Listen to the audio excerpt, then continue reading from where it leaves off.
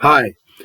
Yesterday saw the first inmates of the day-release floating holding centre, the Bibby Stockholm, arrive to an uncertain fate.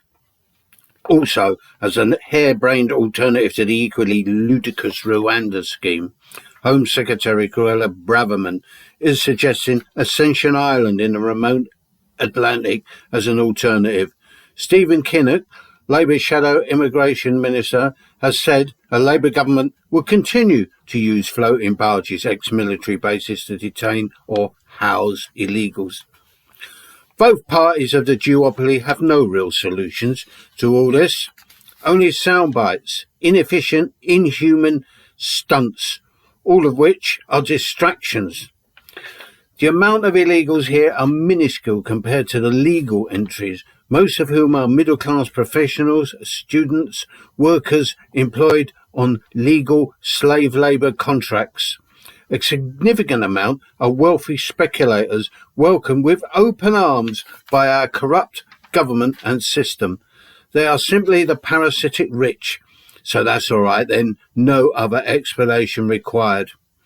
Meanwhile, so-called illegals are held in abominable conditions, while a third of the population, already residing here, live in a state of precariety, ignored, unrepresented, any safety nets long gone. Our own homeless, rough sleepers are treated worse than the refugees, who themselves are subjected to dehumanising conditions.